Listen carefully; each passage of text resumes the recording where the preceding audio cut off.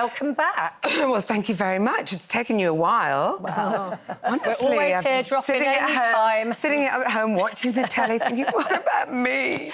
Well, look, so the last time you were on, I think since then, you've created the Menopause Mandate. So that was 2022. How's it going? Well, it's going pretty well, actually, I think. I mean, not directly in terms of affecting the lives of the 16 million possibly menopausal women or midlifers in the country, but we managed to get the single prescription charge, which has made a huge difference, and it was totally crazy that it was like a socio-economic decision whether or not you could go on HRT, not just a personal choice. And now we've got a new campaign, which, again, I think is a total no-brainer, because all of us get invited, I don't know if you did it, but you get invited by the NHS to a 40-plus health check. I'm not sure it existed when I was 40. Oh, shut up, we're the same age. I didn't do it, did you? Yeah, anything for free. You don't remember it either, do you? No, but I'm ancient, so I didn't do it. But it's a great thing, and then you get offered it every 5 years after that, you know, and it's just... But, Mariella, do you have to go to your local GP to get it? It's not your GP, it's a nurse or a practitioner. So it's easier to access. So it's easier to access, and you're not using a doctor's time if you're feeling perfectly well. But it sort of checks for things that you might get in the future. Diabetes, it checks your body fat ratio and all of the things that might signal, you know, a future illness. And it's all about predicting what's going to happen. And the one thing that doesn't get mentioned at all, and bearing in mind that 50% of the people going for this health check are, you know, women, menopause, not mentioned. I mean, absolutely not mentioned. Bizarre. The one thing that is going to be a health challenge in the following decade is silence. I'm processing that because I'm thinking, is it political correctness? Is there something... Well, how can... Well, there you go. I mean, that's why we set up Menopause Mandate. If it's so unmentionable that it can't be mentioned at a health check, then we really need to do a lot of work. Trouble, yeah. And you've gone sort of transatlantic with it, haven't you? Because you've got a co-chair... I was wondering where you were going with that, Jane. Yeah. You've got a co-chair in America, Naomi Watts, and actually I saw the other day she did a round, which was quite astonishing. She did a round table with a lot of other A-list actresses like Nicole Kidman and so on. And she sat there talking about the menopause. And I thought, my God, Hollywood actresses actually owning up to the menopause. Well, she's been incredible because I think, you know, she's been so pioneering, and for an actress still to own up to actually being middle-aged, let alone having, you know, any symptoms of something as revolting as menopause. You know, it's a huge, huge leap, and it's definitely affected her work. I mean, she talks about the fact that, you know, now she only gets offered roles where there's a mention of menopause in them, or, you know, the woman's going a little bit crazy, or she looks a bit flushed, or, you know...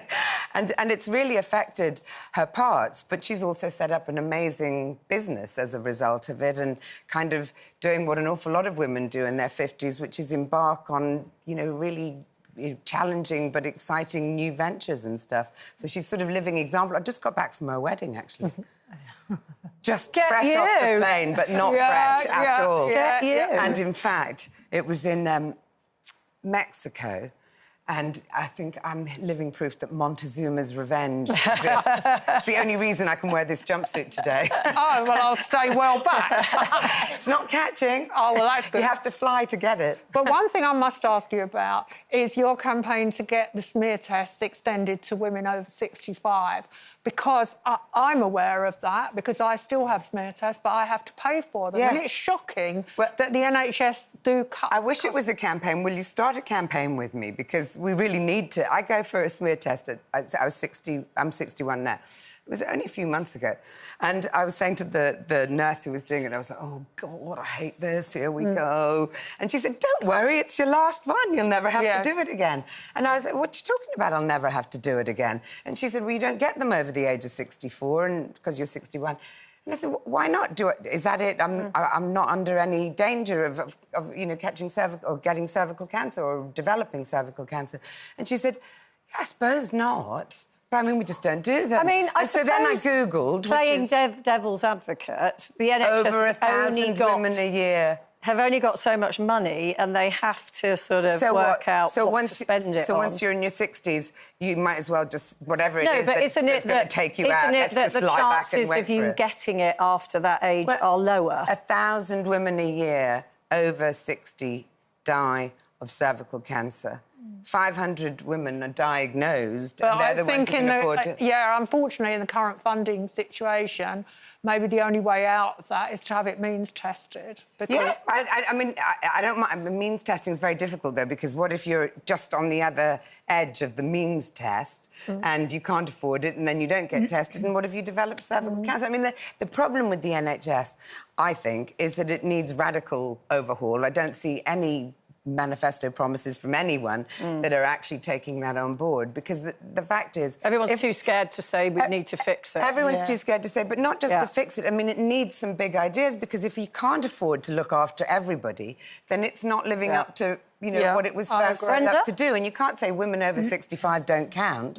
I mean, you'll have a revolution on your hands, I hope. Mariella, it's, you know, I've grown up listening to your voice, which has been... like my kids, poor things. But it's instantly recognisable, and I believe that you've been voted for, you know, sexy voice of TV. 1/3 of the sexiest voice in the UK. It was Judi Dench and Honor Blackman were in there as well. It was a combination of the three of us. Right. But you were voted for that, but I was very surprised to hear you say that you're not getting the male attention that you used to. And what's all this about you scheduling time for sex with your husband? What do you want to know about first? You're just like banging them all in there. See what I do with it.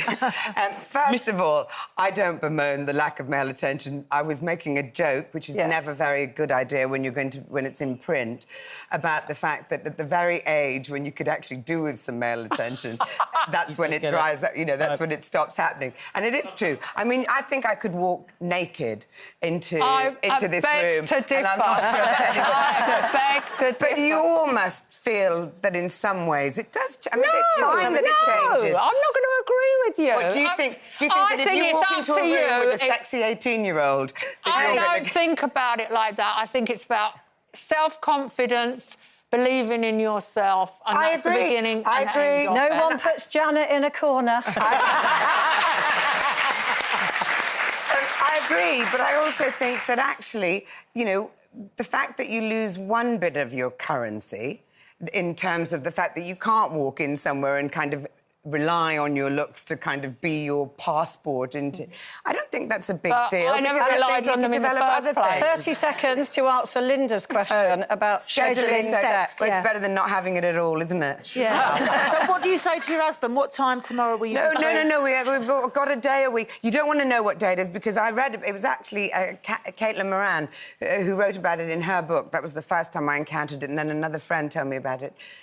So basically, but in Caitlin's book, it says she and her husband do it on a Friday morning at a certain time, and I can't stop thinking about it. Every Friday, Mariella I think they're having Frostrup, sex. everybody.